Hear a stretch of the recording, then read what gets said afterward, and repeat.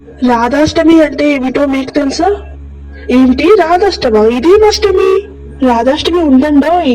శ్రీకృష్ణుడు పుట్టిన 1 సంవత్సరం 15 రోజులకు భాద్రపద మాసంలో కృష్ణపక్షమి 8వ రోజున మధ్యాహ్నం వేళ బర్సానాలు వృషభానుడు కీర్తిదేవిలకు రాధాదేవి పుట్టింది. ఈ పండుగను ఉత్తర భారతదేశంలో జరుపుకుంటారు. మరి రాధాష్టమి తెలుగు ప్రాంతాల్లో జరుపుకోరా అంటే జరుపుకుంటారు. అతి తక్కువ మందికి రాధాష్టమి గురించి తెలుసు. వైష్ణవ ఆరాధులకు, స్వాములకు, కృష్ణ భక్తులకు ఈ రాధాష్టమి గురించి తెలుసు. ఆ రోజు మంచిగా తలంటు స్నానం చేసి తోమతకు తగ్గట్టు పూజలు చేస్తారు. రోజంతా కృష్ణనామ జపాన్ని చేస్తారు. మరి మీకు రాధాష్టమి గురించి తెలుసా? వృషభానుడు కీర్తిదేవిలకు రాధాదేవి పుట్టింది. ఆమె పుట్టుకతోటే కళ్ళు మూసుకుని పుట్టింది.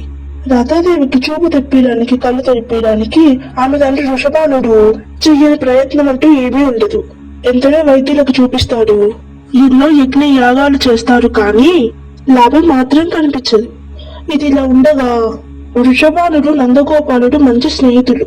ఒకరోజు వృషభానుడు కీర్తిదేవి రాధను తీసుకొని గోకులానికి వెళ్తారు.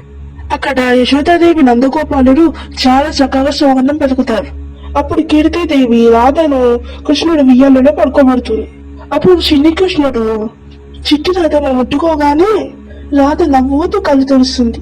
అందరూ దాన్ని ఇది మాయ అనుకుంటారు, కానీ అది రాధాకృష్ణుల ప్రేమకున్న శక్తి అని ఎవరికి తెలియదు. ఇది రాధాష్టమి వెనుకున్న కథ. ప్రతి సంవత్సరం కృష్ణాష్టమి అయిపోయిన 15 రోజుల తర్వాత రాధాష్టమి వస్తుంది. కిం ఇతిహాసే పునః కదాపి ఇతదర్శః ప్రేమ్నః రాధాకృష్ణయో అనంతః అతులనీయ చ ప్రేమ్నః ఉద్భవః భవిష్యతి తదార్థం ద్వాపర యుగం పునః ఆగంతుం. వీడియో నచ్చినట్లయితే లైక్ చేయండి, షేర్ చేయండి, సబ్స్క్రైబ్ చేసుకోండి. Thank you. Hey Radhe Hare Krishna, hey Radhe Hare Krishna.